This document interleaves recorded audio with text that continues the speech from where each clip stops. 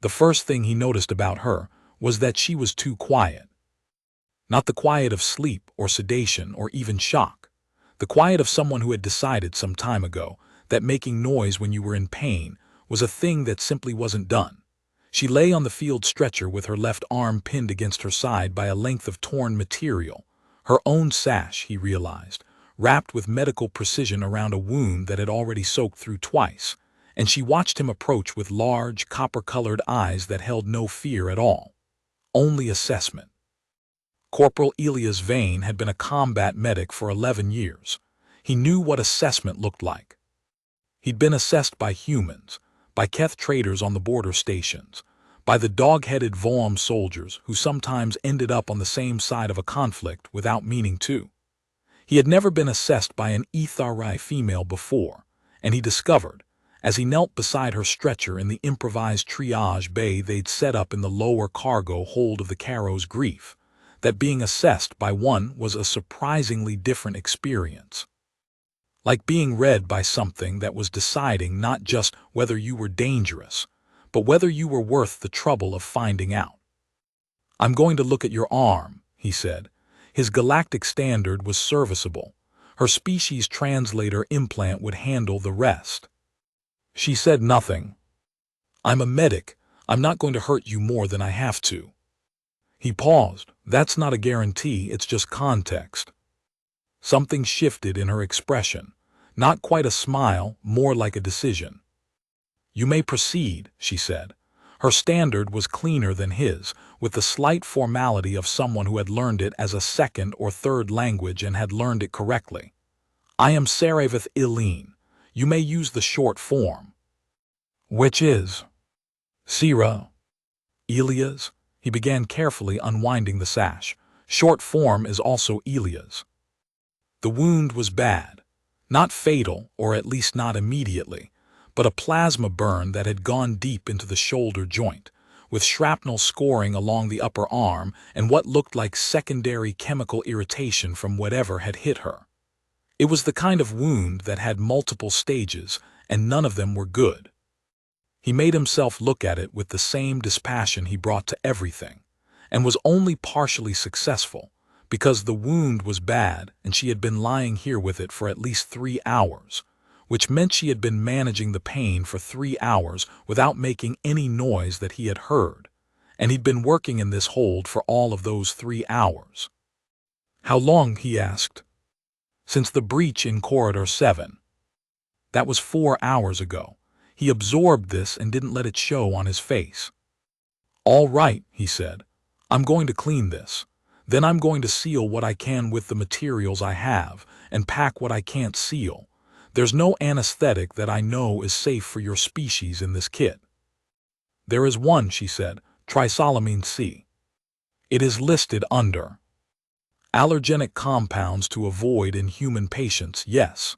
He was already checking the kit. "I've got it. It was flagged red in my training because of human cross-reaction.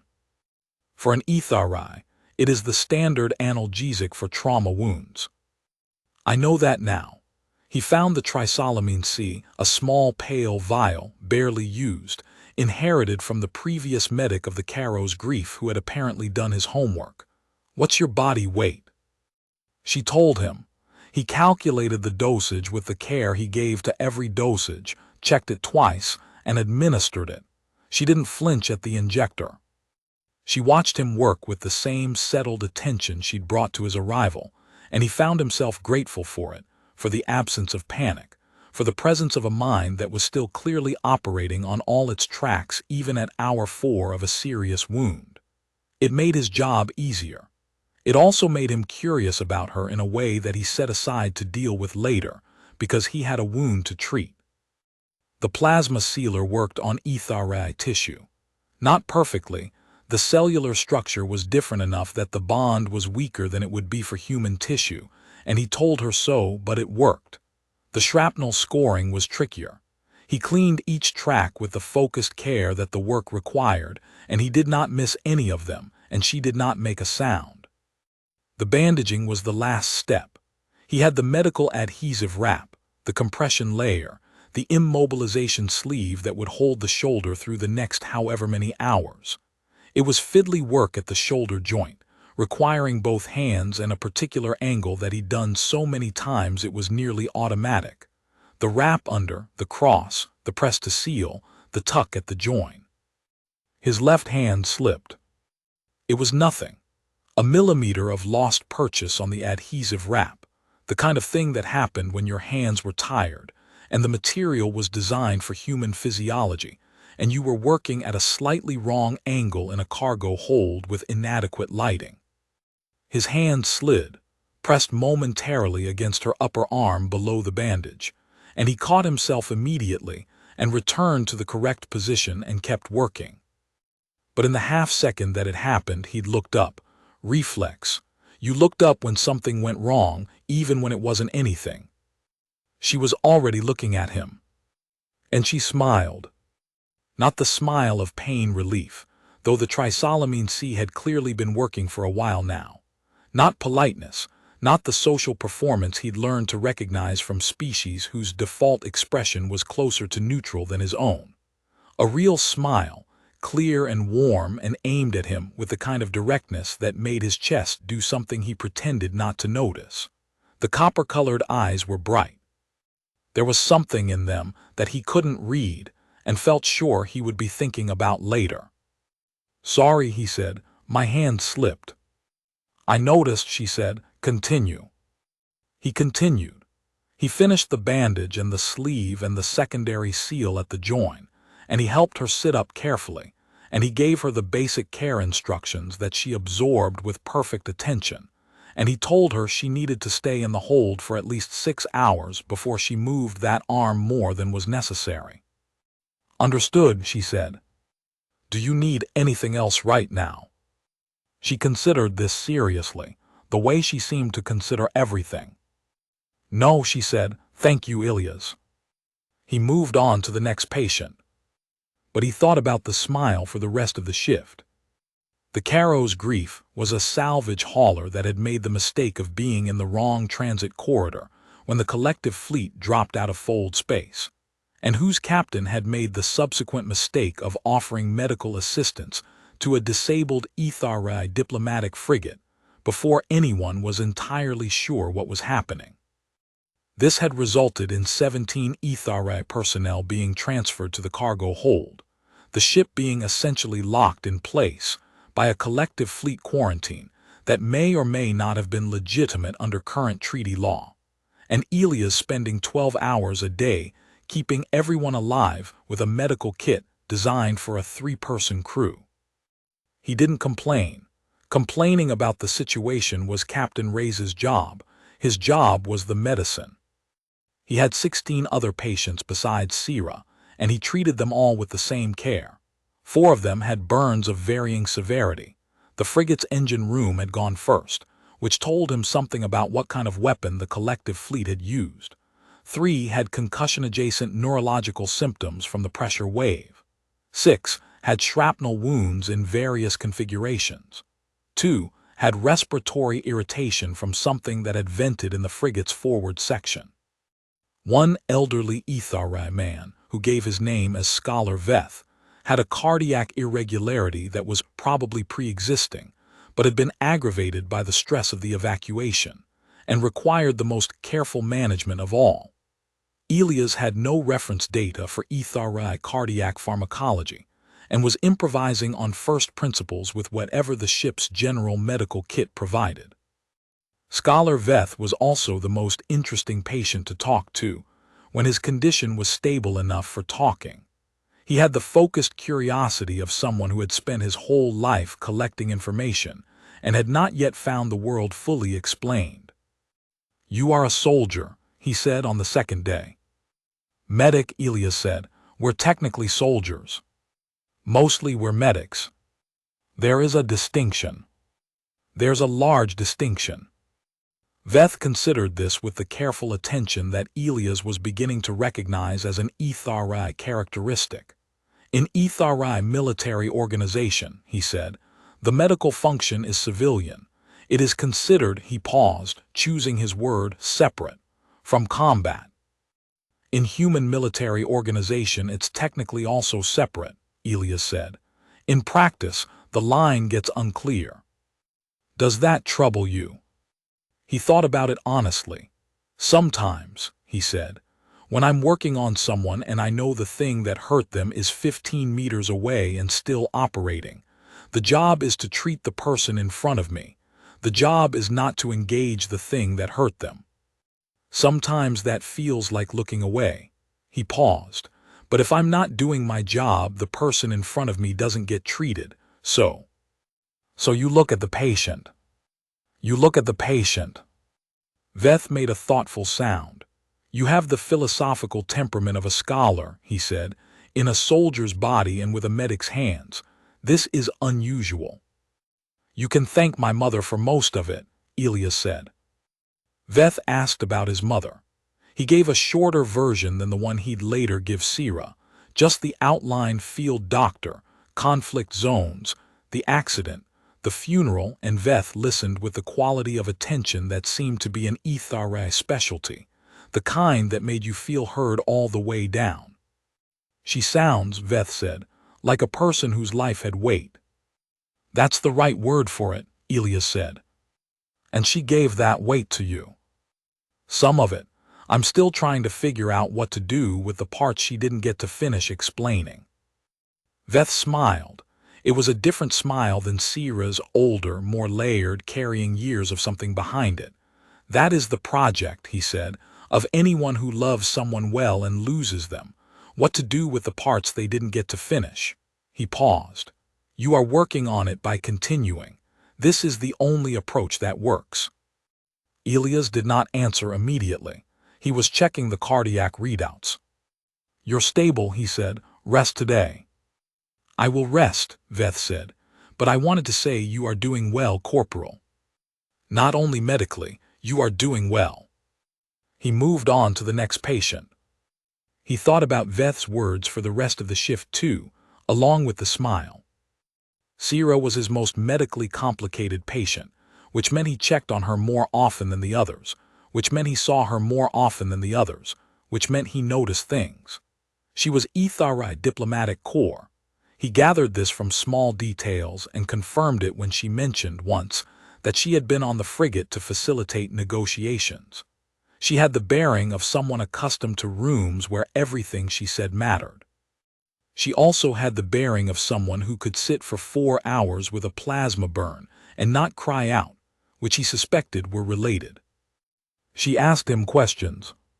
This was different from his other patients, who accepted his treatments with varying degrees of trust and largely left it at that. Sira asked why he was doing each thing as he did it. Why the compression layer before the immobilization sleeve? Because the sleeve prevents movement in one plane and the compression layer prevents swelling in all planes, and you need both. And if you put the sleeve on first, the compression layer isn't as effective at the edges. I see. A pause. Is this knowledge standard among human medics? The good ones. And you are a good one. I'm still here, he said. That's usually the test. She absorbed this. Human medicine has a different relationship with failure than HFY medicine. How so? In HFY medical training, failure is primarily an educational event. It is examined and documented and learned from. In what you have described, failure is primarily a survival event. Those aren't mutually exclusive. No, she said, but the emphasis is different, and the emphasis shapes the practitioner. He thought about that. He thought about it while he was redressing her shoulder the next morning, and he decided she was right, and told her so. And she looked at him with that quiet assessment again and nodded once. On the third day she asked if he would sit with her for a while. I am accustomed to having conversation, she said. The others here are recovering well but are not, she paused for the word, conversationally available. You want to talk? I find it useful during recovery. It maintains focus. He sat on the upturned equipment case beside her stretcher, and discovered that Sierra's definition of conversation was more demanding and more interesting than most. She wanted to know about human history, which was broad enough that he gave her an overview, and she asked pointed follow-up questions that revealed which parts she found genuinely interesting and which parts she was filing away as reference. She wanted to know about Earth, which he described badly, and she compensated by asking very specific questions. What the light looked like, what it smelled like, what the water felt like on skin, that somehow extracted a more accurate picture than his fumbling summary had managed. She told him about the HFY homeworld in return. 17 moons, he learned. The tidal patterns they created were the basis of the HFY calendar, which was more complex than most species found immediately intuitive, but which she explained with the patience of someone who had explained it to confused diplomats before. Your 17-moon calendar, he said on the 4th day. How does it work in practice? Do you track all 17 simultaneously? All 17, she confirmed. There is a primary cycle, a secondary cycle, and what we call the deep pattern, the interaction effect of all 17 over a period of approximately 140 standard years. Major events are traditionally dated by their position in the deep pattern as much as the primary cycle. What deep pattern position are we in now? She thought about it genuinely, as if running the calculation rather than retrieving a memorized answer. We are in what is called the opening, she said.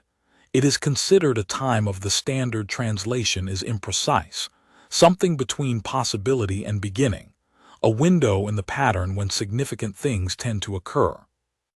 Is that astronomy or philosophy? Among the HFY, she said, the distinction is less absolute than it may appear.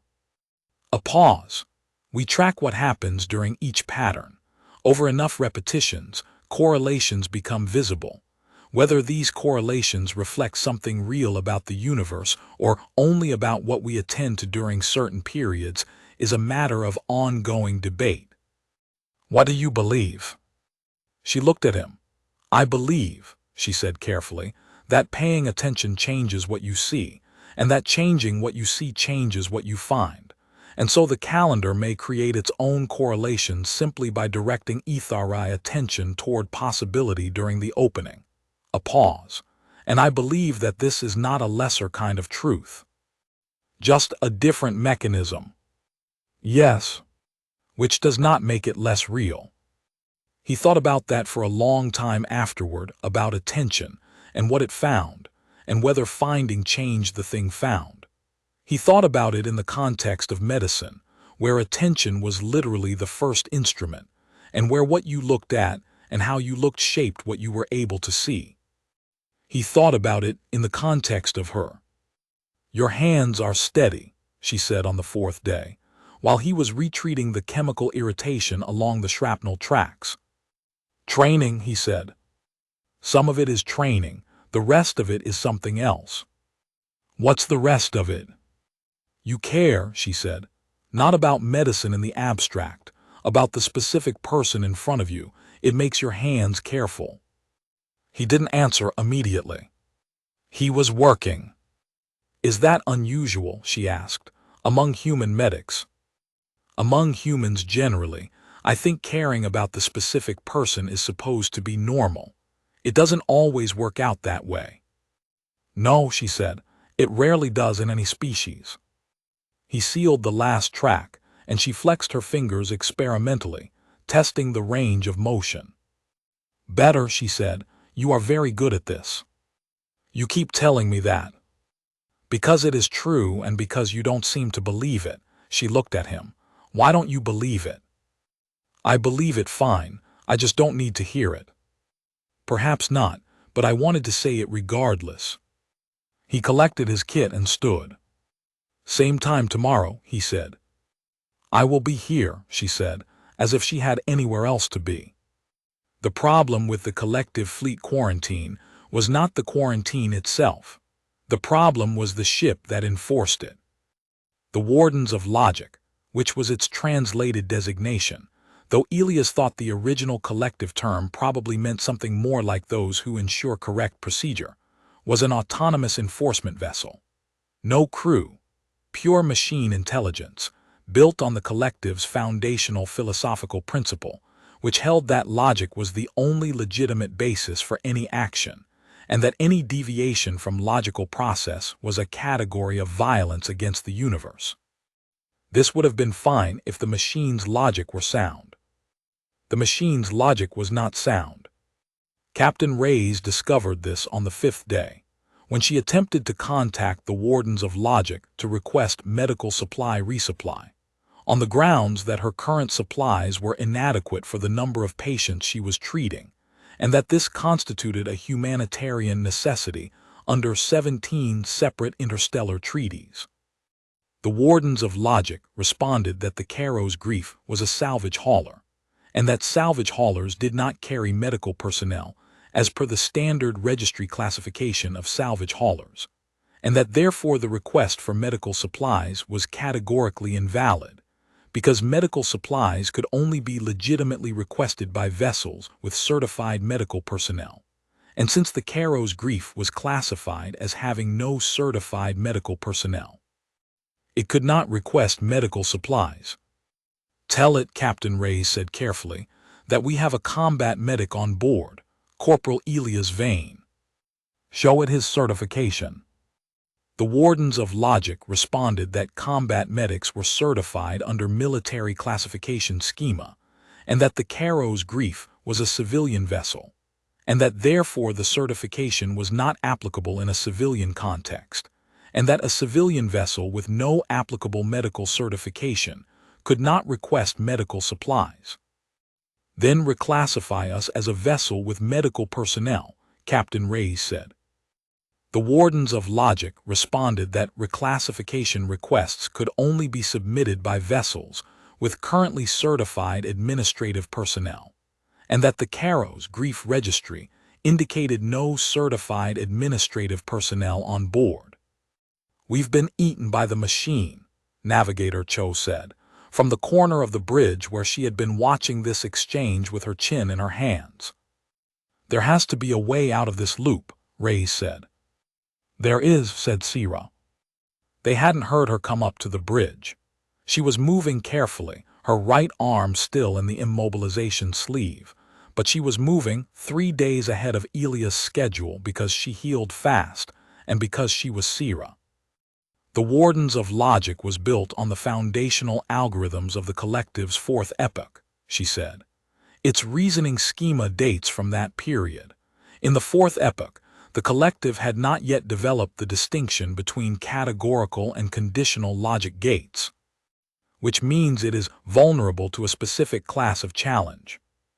"Meaning what?" Reyes asked.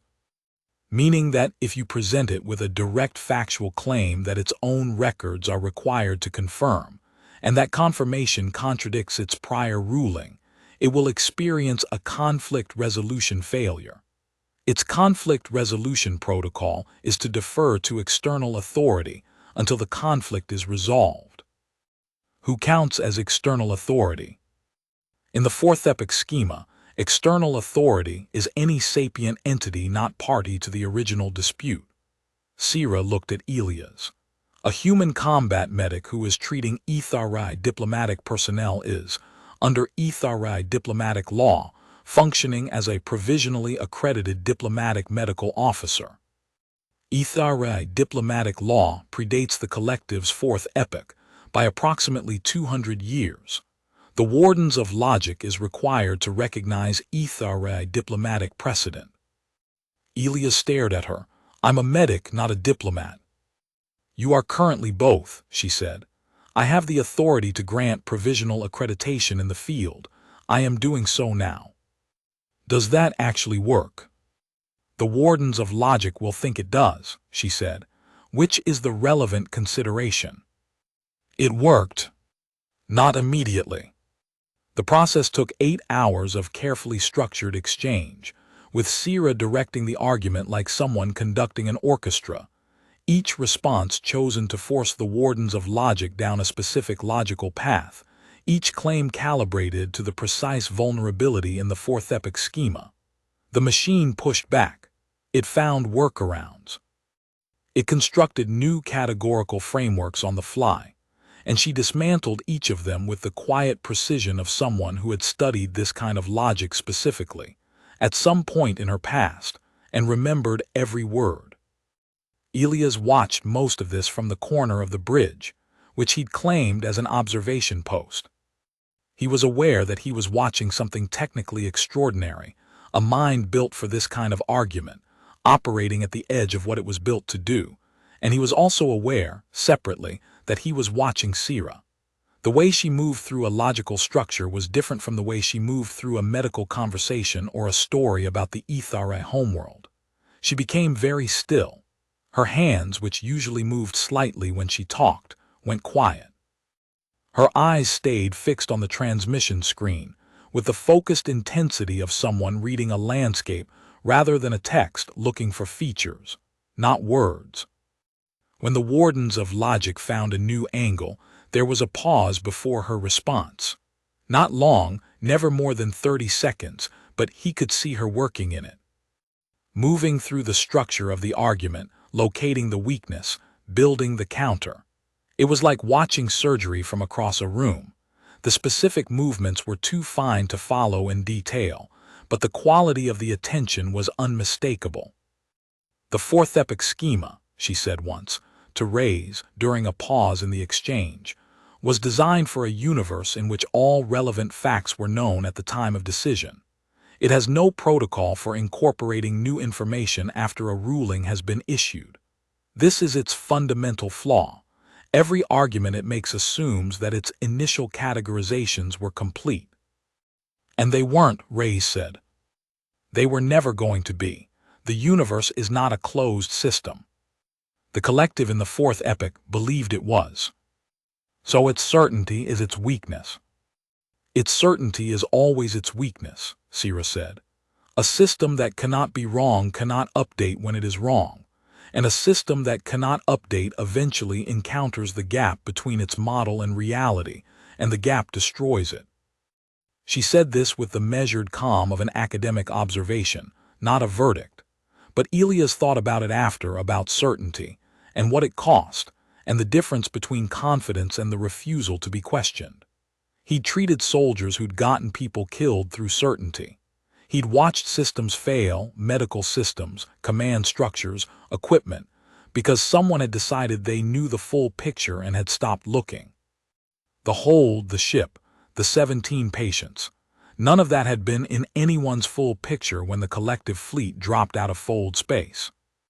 You worked with what you had. You updated as you learned. You kept your hands moving. At the end of the 8 hours, the wardens of logic authorized medical supply transfer and reclassified the Caro's grief as a vessel with provisionally accredited diplomatic medical personnel. "How did you know all that?" Cho asked when it was done. "My dissertation at the HFY Institute of Diplomatic Theory was on logic failure vulnerabilities in autonomous enforcement systems," Sira said. She flexed her right hand, testing the shoulder. It was considered a very narrow specialty at the time. No one thought it would be practically relevant. "And yet," Elias said. "And yet," she agreed. She looked at him, and something passed between them that was not medical and not diplomatic and not theoretical, just acknowledgement, the kind that needed no words because they had apparently reached a point where they were past the point of requiring them for certain things. The supplies arrived the next morning.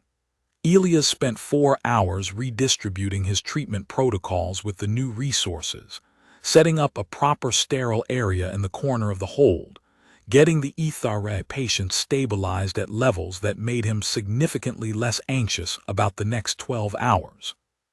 He went to check on Sira last. She was sitting up against the bulkhead with a data screen in her lap, reading something.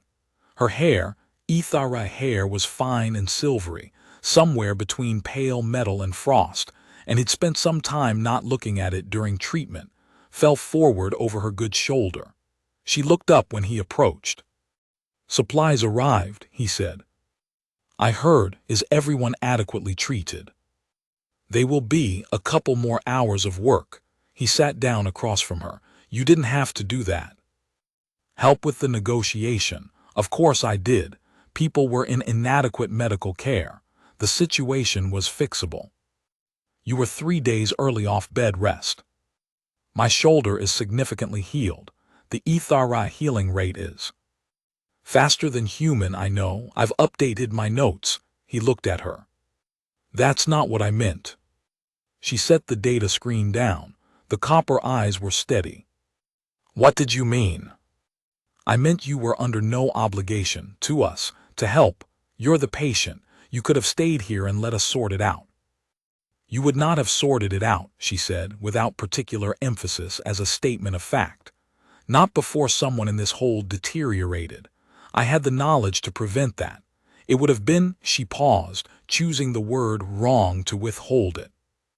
Most people weigh what they're owed, he said, whether helping is worth the cost. Yes, she said, most people do. She looked at him for a moment. You don't. I'm a medic. That is not a full explanation. It's the simple one. I prefer accurate to simple. He didn't answer immediately. The hum of the ship filled the quiet. My mother was a field doctor, he said. Worked in conflict zones for 30 years. She had a rule, her only rule, really. She said the person in front of you is the only person you're responsible for, not the ones you treated yesterday or the ones you'll treat tomorrow. The one right now. If you do that one thing well, the rest sorts itself out. Sira was quiet for a moment. That is a good rule, she said. She was a good doctor. Was. He looked away. Yeah, was. She didn't say she was sorry. He appreciated that. She let the was sit there with the respect it deserved, and then she said, tell me about her. So he did. He talked about his mother for a long time, about the way she moved through a ward, about her hands and her voice and the particular quality of her attention, about the fact that she had taught him to bandage before he learned to ride a bicycle.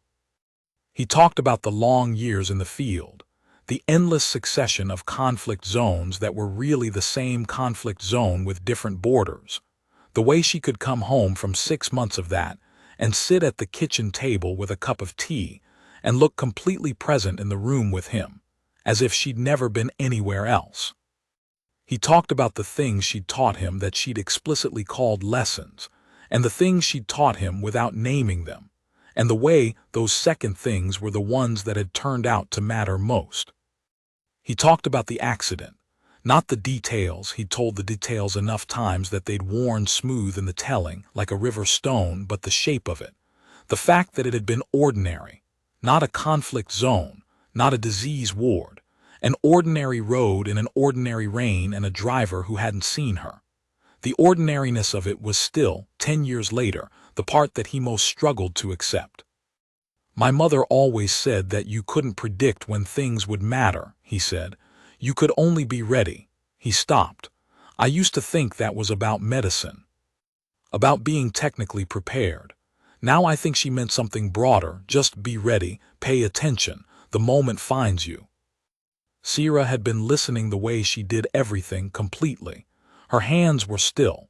Her eyes hadn't moved from his face. She taught you to show up, she said. Yeah, I think that's what she taught me. And you have been showing up, Sira said, for 17 people in a cargo hold for 12 hours a day since you arrived here. That's the job. It is more than the job. The job is a floor, not a ceiling. She paused. You are very like her. I hope so. It is not a hope, it is an observation. The copper eyes were warm. The way your hands care about the person in front of them, she taught you that. You carry it very cleanly. He was quiet for a moment. The hold was emptying slightly. 2 of the less serious patients had been moved to a cleared storage room for better rest, and the light in this corner was soft and amber, coming from a portable lamp he'd set up to help with his treatment work. You're a diplomat, he said. Among other things. Is there anything you say that isn't calculated? She considered this seriously. "The things I say to you," she said at last, "are not calculated. I find that unusual. I am not accustomed to speaking without calculating." "Why not with me?" "I have considered this question," she said. "I believe it is because you are not." She paused.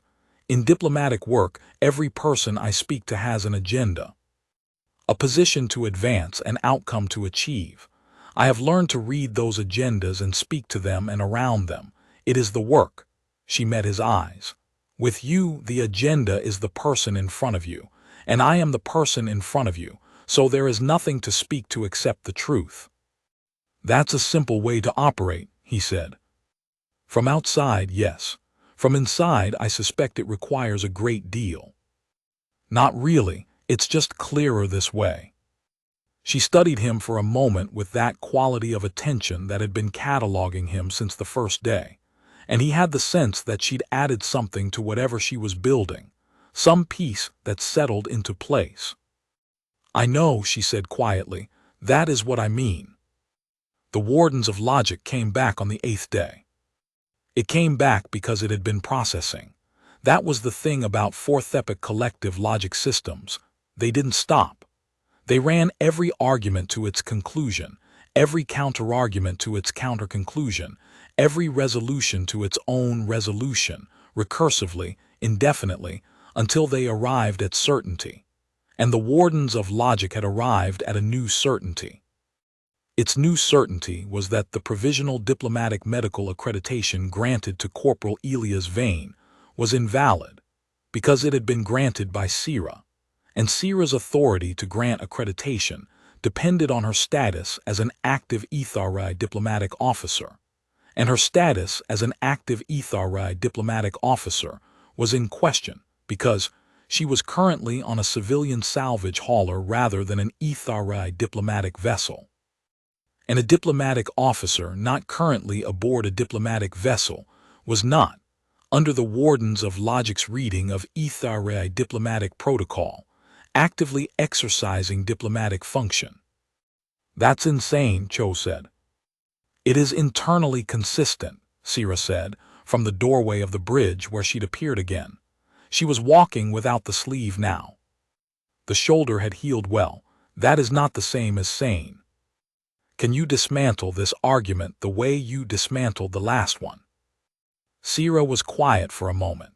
She was reading the argument the wardens of logic had transmitted, displayed on the bridge screen, and her expression was the focused, neutral look that Elias had learned meant she was working.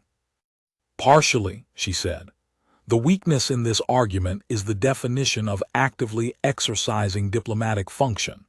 The fourth epoch schema defines this as any action taken to advance the interests of diplomatic process. My provisional accreditation of Corporal Vane enabled a medical negotiation that preserved 17 HFY diplomatic personnel, which is clearly an action that advanced HFY diplomatic interests." She looked at Reyes. "The counter-argument will hold, but the wardens of logic will find another angle." "How long?" "It is a fourth epoch system. It will take time, days perhaps, but it will keep finding angles." Elias was leaning against the navigation console. He'd been listening. "Ask it a question," he said. Everyone looked at him. "Ask the wardens of logic a direct question, something it has to answer definitively." Sira turned to look at him. "What question?" "Ask it whether a human medic treating HFY patients in a context of diplomatic emergency constitutes medical function." Sira was quiet. "If it says yes," Elias said, "then the accreditation holds regardless of the other arguments. Medical function is the basis of the accreditation. If the function is ongoing, the accreditation is ongoing." "It may say no," Sira said. "Then we're no worse off than we are now. But a fourth epoch logic system, you said it goes to certainty. If the question has a certain answer, it'll give it. And you think the certain answer to whether a medic treating patients is performing medical function is?" "Yes," he said. "Obviously yes. It is the most definitionally straightforward question I can construct. The only way it says no is if its definition of medical function is so narrow it contradicts itself. Sierra looked at him for a long moment. That is, she said slowly, extremely good logic. I have my moments. She transmitted the question. The wardens of logic took 11 minutes to respond, which was, apparently, a very long time for a fourth epoch system. When it responded, it said, confirmed. A medic treating patients in the context of a diplomatic emergency is performing medical function. Continued medical function sustains provisional accreditation. The quarantine conditions remain unchanged pending formal resolution of the diplomatic situation. You trapped it, Cho said to Elias. Sierra did all the structural work. I just asked the right question. You asked the right question, Sierra said, because you understood what the machine was doing. Its error was that it kept building new frameworks while ignoring its own foundational definitions. You went back to the foundation. That's medicine, he said. You look at what you know for certain before you look at what you can infer. She was looking at him with an expression he hadn't seen from her before. Not the assessment, not the warmth, or not only the warmth, something that he was fairly certain translated across species, though he didn't let himself settle on a name for it. You are not what I expected, she said, from a human combat medic. What did you expect? Someone competent, practical, kind perhaps in a functional way. A pause. Not this. Not what? She shook her head slightly, as if rejecting her own first attempt at the sentence. Someone who thinks carefully, she said, about everything, about medicine, about people, about logic, about what he was taught and what he believes and what they do and don't have in common. Someone who is, she stopped. You can say it, he said. Interesting, she said. I find you very interesting, Elias. He thought about his hand slipping, the way she'd looked at him, the smile that had done something to his chest that he'd been quietly not thinking about for 8 days. Likewise, he said. The wardens of logic didn't stop. Elias hadn't expected it to. The machine had committed to a position, not explicitly, but structurally, in the way that logic systems committed to positions, by building frameworks around them, and commitment in a machine like this didn't look like stubbornness in a person. It looked like thoroughness, like an algorithm that kept branching, finding new approaches, pursuing every available avenue to the conclusion it had decided was correct. The conclusion it had decided was correct was that the Caro's grief was in violation of quarantine protocols. The specific violation changed, but the conclusion didn't. On the 9th day, it challenged Elias' provisional accreditation by re-examining the definition of diplomatic emergency.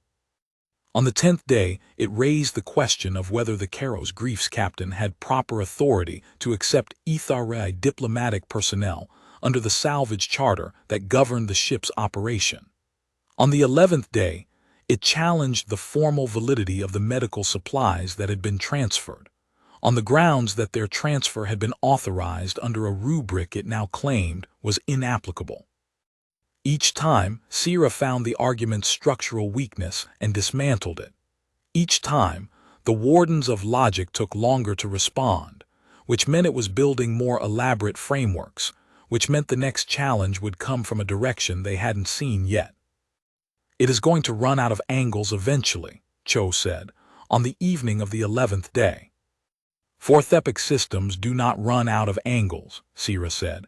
They reach the limits of their available frameworks. When the frameworks are exhausted, the system attempts to synthesize new ones. This is the point at which such systems historically become unpredictable. Unpredictable how? They begin to make logical errors in the synthesis process. Small ones at first, then larger ones. The system is designed to recognize these errors and correct for them, but the correction process is itself a logical operation, and the errors begin to compound. So it gets stupider, Elias said. In a manner of speaking, it gets more confident and less accurate. It doubles down on positions that are increasingly poorly supported because the self-correction mechanism begins to flag valid challenges as errors. She paused. It is, in some ways, the most dangerous phase of such a system's operation. He looked at her. You've seen this before. I have studied it extensively. I have not personally experienced it, she considered. My dissertation covered 7 documented cases. In 4 of them, the system in question eventually issued enforcement orders that contradicted its own authorization basis. The contradiction caused structural failures in the reasoning architecture. The systems shut down. In 2 of the remaining cases, the systems were manually overridden before they reached that point. In one case, she paused. In one case, the system was never overridden, and the enforcement actions it took caused significant harm before it finally collapsed under the weight of its own contradictions. You're telling us it might get violent, Ray said. I am telling you that is a possibility we should prepare for. Reyes looked at her ship, at the hold full of people she was responsible for, at the transmission screen that showed the wardens of logic sitting in the dark between the stars, certain of its own correctness, still processing. What do we do? She asked. We give it the contradiction, Sira said, before it finds its own. On the 12th day, the wardens of logic declared that the Caro's grief was in material breach of quarantine protocol, and that it was authorized to enforce quarantine compliance by physical means. What does physical means mean? Reyes asked. It is authorized to disable the ship, Sira said. Reyes turned to Elias. He was the only one looking at Sira rather than at the screen. Can it actually do that? Reyes asked. Technically, yes. Legally, Sira shook her head. This is outside the scope of its foundational authorization. A fourth epoch enforcement system has no independent authority to take physical action against a vessel carrying HFY diplomatic personnel. Physical enforcement requires secondary authorization from an HFY diplomatic authority. Which would be you. Which would be me, and I am not authorizing it. We need to tell it that. We need to do more than that, Sira said. We need to present it with a fact that its own foundational definitions require it to process, and that the processing of which will create a conflict its synthesis mechanism cannot resolve. What fact? Sira was quiet for a long moment, then she looked at Elias. You have been treating HFY diplomatic personnel for 12 days, she said. Have you logged each treatment? Every one. Date, time, patient, procedure, outcome.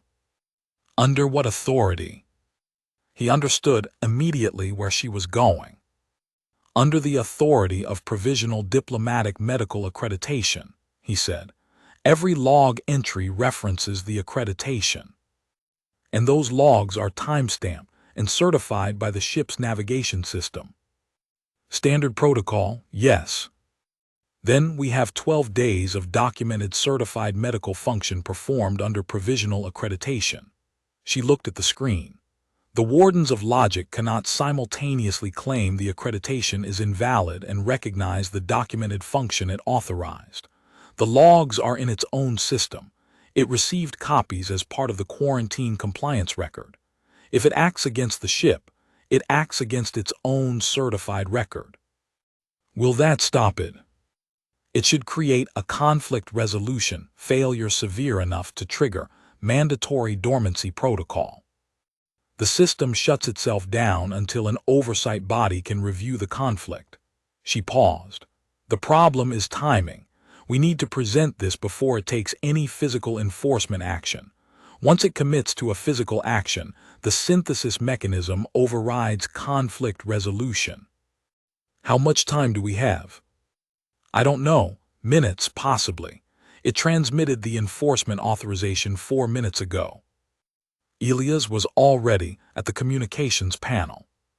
He pulled every medical log from the 12 days, 243 documented treatment entries, each time-stamped, each cross-referenced to the provisional accreditation, each certified by the navigation system. and he compiled them into a single document, and he attached the accreditation record, and he transmitted everything to the wardens of logic with a cover note that contained one sentence. All documented medical function referenced herein was performed under the authority certified in the attached accreditation record, which authority your own certified records confirm as valid.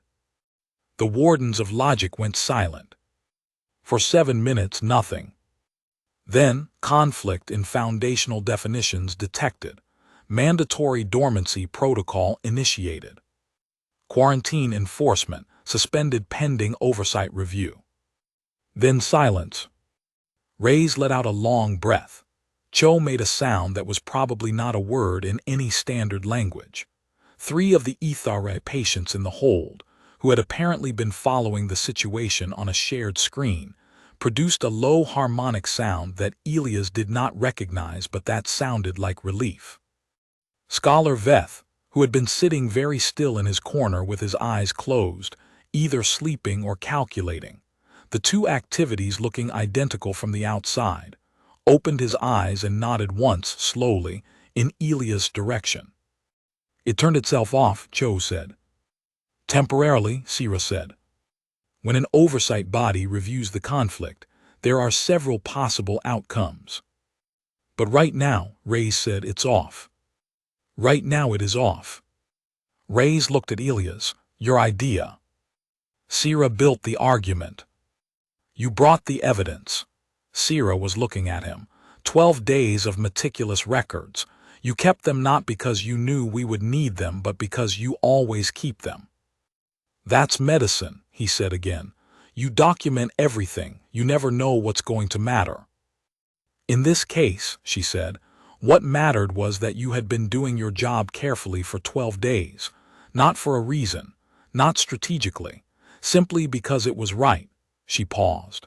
"The machine lost because it was arguing against a body of evidence that existed because you are thorough. Its own certainty became its undoing. It kept pushing against something solid, and the solidity was not a trick or a strategy. It was just the normal result of a person doing their work well." "Like a rock slide," Cho said. "Pardon?" Sira looked at her. "Nothing, just, it kept pushing and the pushing caused the collapse." Sira considered this an adequate metaphor. The HFY patients settled into the particular quiet of people who have been anxious for a long time and are now less anxious. Reyes went to start the formal quarantine protocols. Cho calculated their new navigation window. Elias sat down. He discovered, now that the immediate urgency was over, that his hands were shaking slightly. This was normal. The shaking came after, not during. This was something he'd learned years ago. During was for clarity. After was when your body remembered that it had been frightened. He was sitting in the corner near the forward bulkhead, and Sira came and sat beside him. Not across from him, the way she'd sat through their conversations in the hold. Beside him, close enough that he could have touched her if he'd moved his hand 4 inches to the left, close enough that the fine silvery hair that had been falling forward over her shoulder was, instead, brushing his. "Your hands," she said. "Give them a minute." "I wasn't going to comment on them." She was quiet. "Actually, I was. I was going to say that they are shaking because you were frightened, and that you were frightened because you were responsible for everyone in this hold, and you took that responsibility seriously, and now your body is processing that weight." "That's an accurate analysis." "I am a diplomat. I spend a great deal of time analyzing what people are feeling." A pause, usually for tactical reasons, at the moment for different ones. He looked at her. "Different ones," he repeated. "I wanted you to know that I noticed," she said. "That you were frightened, and that you did your job anyway, and that the job included making sure the people in your care were protected from something that had nothing to do with their injuries." She met his gaze. "I have been in many negotiations. I have worked with many people. I have not often been," she paused. "Been what?" "Moved," she said finally, "by a person's quality. I am moved by yours, Elias." His hands had stopped shaking. He was aware of the 4 inches between them, and of her shoulder against his arm, and of the copper-colored eyes that were looking at him with something that was past assessment and past warmth and into territory that he was very carefully not naming. "I've been thinking," he said, "about a moment, about 8 days ago. When your hand slipped. When my hand slipped." "I remember it," she said. "What were you smiling at?" She was quiet for a moment, and the quiet had texture, and then she said, "At you.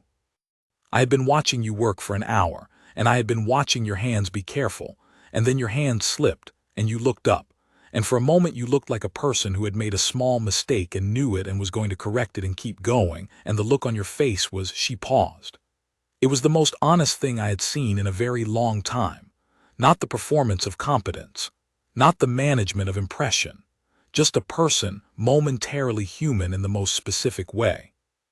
And I smiled, because I was glad you were the one taking care of me." He thought about his mother's rule, the person in front of you. "I'm glad too," he said. "Glad to be the one taking care of me." "Glad you were the one in front of me," he said. She looked at him. Something shifted in her expression. Not the diplomat's calculation, not the scholar's precision, but something underneath all of that. Something that had been present since the day he'd knelt beside her stretcher in this same hold, and she'd looked at him with assessment, and something that had turned out to be more than assessment. "Elias," she said. "Yeah." "Your hand doesn't have to slip again," she said, "for you to touch my arm." He moved his hand the 4 inches. Her hand came to rest over his. Outside the hold, through the hull of the Caro's grief, the stars didn't care much about human hands or HFY smiles, or the way 2 people could sit very quietly together in a cargo hold that smelled of antiseptic and spent metal and still manage to make it feel, briefly and completely, like the right place in the universe to be. The wardens of logic slept in its mandatory dormancy, caught in the irresolvable conflict between its own certainty and the solid fact of 12 days of careful work, still insisting somewhere in its suspended cycles that its calculations were correct. Possibly they were, by its own definitions. The thing about a machine that would not change its answer, the thing about any system built on the belief that it had found the final truth and stopped looking, was that the universe didn't particularly care what answer the machine was committed to. The universe was going to be what it was, and what it was didn't wait for the machine to update its categories. It just was. And what it was tonight was Scholar Veth sleeping peacefully with a steady heartbeat for the first time in 12 days, and 16 HFY patients breathing in clean air with adequate treatment, and a salvage hauler with a clear navigation window, and a woman with silvery hair and copper eyes whose hand was warm against his, and who was smiling again. The same smile as the first one, clear and warm, and aimed at him with that directness that he'd stopped pretending not to notice. "The opening," he said. She looked at him. "Your calendar, you said we're in the opening, a time of possibility." "Yes," she said. "How long does it last?" "Approximately 14 standard months." He looked at her. The amber light of the portable lamp made her hair glow at the edges, silver turning to gold. The copper eyes were steady on his, warm and deep, and carrying the particular quality of attention that had been cataloging him since the first day, that had added pieces and built something that he suspected neither of them had entirely finished understanding yet.